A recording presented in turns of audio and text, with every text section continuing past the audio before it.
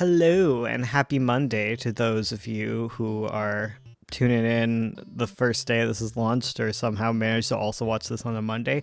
And happy Sunday to those of you watching it early if I put it out in time for the members. Today we're going to talk about comics. I wanted to address a comment that I got from 9 Point Fan, which is a 10 out of 10 name, by the way. Thank you for supporting 9 Point so much that you made it your profile pic and your name. What the heck? 9 Point's my comic, if you don't know. Well, it's one of my comics. I have many. Anyways, the question that you asked was, how do you decide what to reveal and what to keep hidden? You know, talking about plot twists and speculation. And you were saying that when you first write something, you keep it way too close to your chest. And then when you edit it, you give way too much away. And like, how do you find that balance? And that is an incredibly difficult balance to find because there's kind of not an answer. Like, it's going to depend on your audience, right? Like, let's think of this in the most basic sense, right? Like, when you think about it, Dora the Explorer, a bit of a mystery, but, you know, I think I can usually figure out the plot of Dora the Explorer, you know, whereas kids might not. That is an audience difference, right? Whereas you might have an audience that is like super into the lore so deeply that they're like making charts and stuff, and then it kind of becomes difficult for people who aren't that type of viewer to really dig into something because like the mystery is so many layers deep.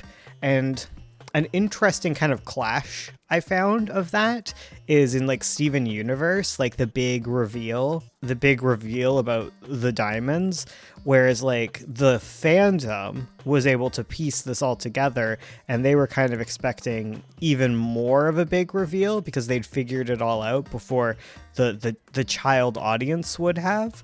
So like it became a little more, it was like disappointing for some people, whereas I don't think it would be so disappointing if you were like a kid trying to piece that together. It's cool that there was so much stuff leading up to it and then it all makes sense, but you know, like you're not, basically what I'm saying is you're not gonna please all of your fans and you kind of need to pick a direction.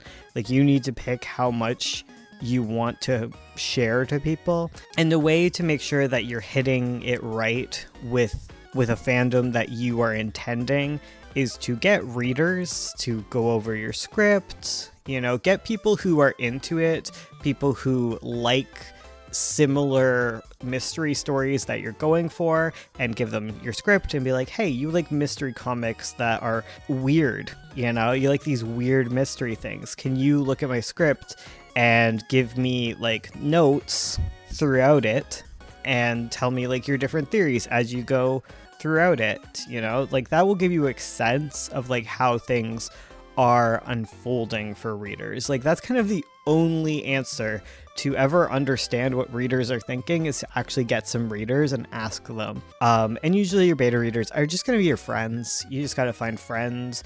You got to do trades. Find someone who likes to write stuff that you like to write and, you know, like beta read for them and they beta read for you. Another option that you have is you can sign up for my critique group thing. I do that once a month. I'll read like, I think the cap is 3,000 words of script, but I also have like a one-on-one that I do. I do like a Discord call for like 45 minutes and I'll read like 30,000, 10,000, 30,000. It's a lot more money, but it's a lot more effort on my part, and I can give you opinions on scripts. You can look into editors for similar things. I way undercut myself in far prices, but you know, this is me just to, trying to get that coin, but also trying to be helpful.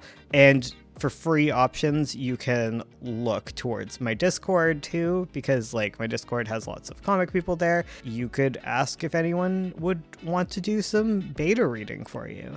It's like beta testing. That's where like the terminology kind of comes from. Some ways to kind of control reveals and make sure that things are moving at a nice pace is that you want to repeat things that are important and should be known and like you want people to think. So not necessarily true. You could be lying to people, but like if you want the reader to think something, make sure to repeat it, emphasize it, bring it up in different contexts, and just make sure they have that foundation. For little clues and hints that things aren't as they appear, you throw in little clues and hints, and you don't put too much pressure on them. Another thing that I think is like a trapping when it comes to writing a mystery is that there is a desire that when you're reading notes from an editor, or if you're reading comments and you read and you find out that someone has guessed your ending, like that feels like the worst thing ever, but it's not, okay? I think this was definitely something I always felt, that if readers could guess what I was going for, my end goal was, I was like, shit, I'm screwed. They've figured me out. But they should be able to figure it out, right? They should be able to piece together things and understand like what is going on, right?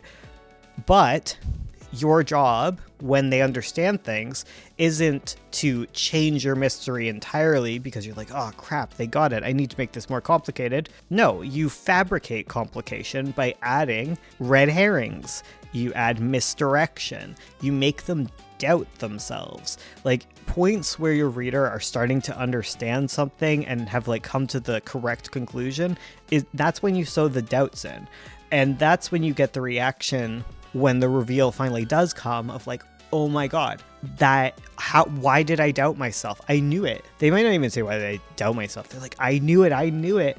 I said, like they do that, right? You know, this will always come back to video games for me because I'm a gamer, but like, yeah, I'm like a gamer, but like watching Let's Plays is so good for learning storytelling and learning how audience reaction kind of works. And thinking about mystery, we're going to think about Until Dawn, of course. There are so many Until Dawn Let's Plays you can watch, and it's so fun if you know the story to watch someone and hear their theories as things come across. And people do piece together things, and you will notice that there is like an arc to what people piece together and what they don't piece together. Like, I think it's such a cool experience, and it's something to kind of like dig into and look at how audiences react to other media, because that can help you bring it back and put it on your own media and be like, okay, even though they started to piece this together, doesn't mean like the story was ruined at all. And like, you'll realize that people are allowed to come to conclusions about mystery stories like way sooner than you think. It's usually like right before everything goes down that they have all of the pieces together and they're like, oh, I get it. And they get it right before the actual climax. The climax is going to be the answer, right, in a mystery story, because a mystery story is inherently a question story. Question answer story. It's like one of the four main types of stories that I like to break down. I talk about it all the time. You know, there's location, answer, character, and event. And a mystery is always going to include, as its major story, it's going to be an answer story where you start with a question, which is your mystery, and then it ends with an answer. When it all comes together, that's the climax, and then it's like the fallout of the answer, you know? Does that make sense? Usually, like, this is going out there, but usually, like, you're also going to be, like, think about, like, your question answer story.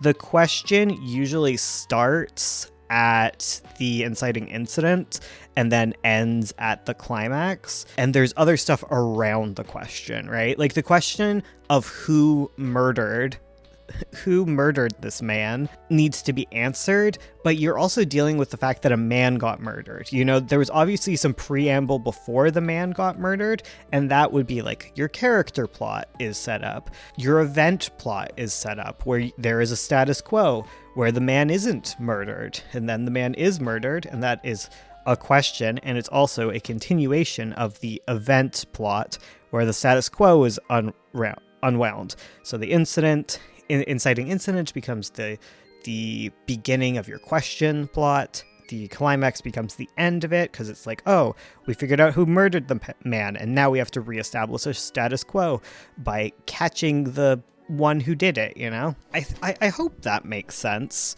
I've always been someone who like keeps things way too close to my chest, but there's nothing wrong with that either. I think it comes from me really liking like I talked before, like I like things like poetry, I like literary work. I like stuff where you have to be very thinky, and some people will like that. They don't want the answers spoon-fed to them. Like there's like more to the story than like the events within, right? Like not even every piece of art really needs to be focused around like plot arcs or whatever. Like, you know, we're talking like the basic building blocks and like ways to construct stories here. There's so much more you can expand outward from.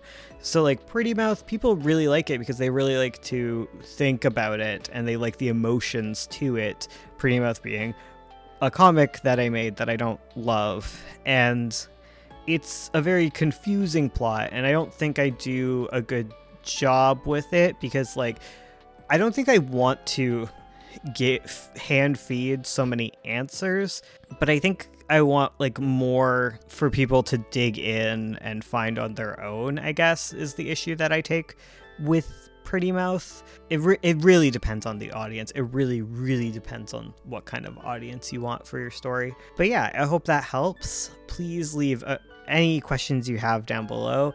I'm so thankful to all of you for tuning in as often as you do and leaving your comments about all the comic work you're getting done. Thank you. I hope I've been able to help you stay accountable.